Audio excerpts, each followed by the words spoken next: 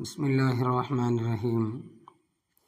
مفسدات نماز، نماز توڑنے والی چیزوں کا بیان۔ اس سے پہلے کے سبق میں 1 سے لے کر 4 تک، اب یہاں سے 5 سے لے کر 18 تک مفسدات نماز یعنی نماز کو توڑنے والی چیز بیان کیے جائیں گے، بتایا جائے گا۔ نمبر 5، درد یا رنج کی وجہ سے، درد یا غم کی وجہ سے، رنج کی وجہ سے، مصیبت کی وجہ سے آہ یا اوہ یا اف کرنا، اس سے بھی نماز ٹوٹ جاتی ہے۔ نمبر 6، اپنے امام کے سوا کسی دوسرے کو لقمہ دینا یعنی قرات بتانا۔ نمبر 6، اپنے امام کے سوا کسی دوسرے کو لقمہ دینے یعنی قرات بتانا، اس سے بھی نماز ٹوٹ جاتی ہے۔ مثال کے طور پر آپ اپنی نماز پڑھ رہے ہیں، امام کے ساتھ پڑھ رہے ہیں، کوئی دوسرا زور سے تلاوت کر رہا ہو، غلط پڑھ رہا ہے، آپ نے اس کو بتا دیا یعنی کہ لقمہ دیا، تو آپ کی نماز جائے گی۔ امام کو لقمہ دینے سے نماز نہیں ٹوٹتی۔ نمبر 7، قرآن شریف کو دیکھ کر پڑھنا۔ نماز کی حالت میں کوئی شخص قرآن کو کھول کر موبائل میں یا پھر کہیں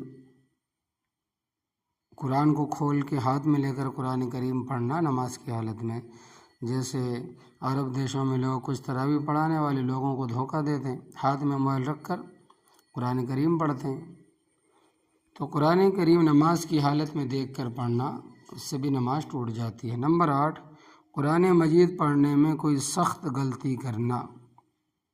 کوئی سخت غلطی کرنا مطلب یہ ہے کہ سین کی جگہ پہ سا پڑھ دینا، زا کی جگہ پہ زال پڑھ دینا ہے، جیم کی جگہ پہ زا پڑھ دینا ہے، تو یہ ایسی غلطیاں ہیں جس سے کہ نماز ٹوٹ جاتی ہے۔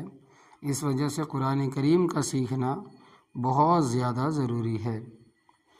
نمبر 9، عمل کثیر کرنا یعنی کہ کوئی ایسا کام کرنا نماز کی حالت میں، مثال کے طور پر آپ کی سجدے کی حالت میں ٹوپی گر گئی اور بہت دور چلی گئی، آپ ٹٹولنے میں اٹھانے میں بہت وقت لگا دیے، تو ایسا کرنے سے بھی نماز ٹوٹ جاتی ہے۔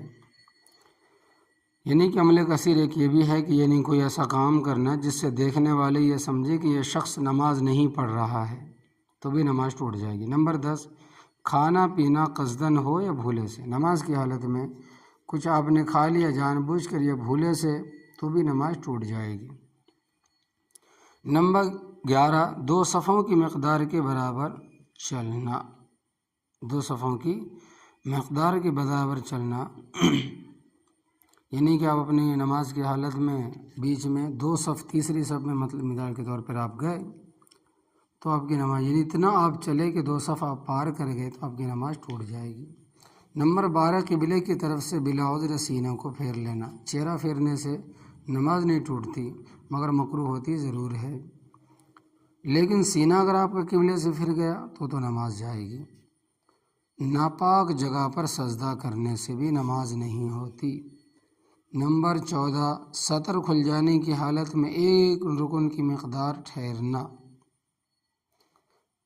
سطر کھل جانے کی حالت میں، مثال کے طور پر آپ سجدے کی حالت میں گئے، رکوع کی حالت میں گئے، آپ کی پینٹ ٹائٹ ہے یا پھر شرٹ آپ کی چھوٹی ہے، رکوع کی حالت میں شرٹ اوپر چڑھ جاتی ہے، پینٹ نیچے آ جاتی ہے، تو جو سطر ہے وہ دکھ جاتا ہے نماز کی حالت میں۔ سجدے میں آپ گئے اس حالت میں بھی دکھ جاتا ہے، تو اس وجہ سے اتنی دیر رکنا جتنی دیر میں آپ 3 مرتبہ سبحان ربی العظیم یا سبحان اللہ کہہ سکتے ہوں، تو نماز چلی جائے گی۔ اسی طرح عورت کی نماز، اگر اس کے سر پہ سے دوپٹہ سرک جائے اور اتنی دیر سر کے رہنا کہ جتنی دیر میں آپ 3 مرتبہ سبحان اللہ کہہ سکتے ہوں، یعنی کہ 1 رکن مقدار کے برابر ٹھہرنا، چھوڑے رکھنا دوپٹہ عورتوں کا، تو بھی نماز ٹوٹ جائے گی۔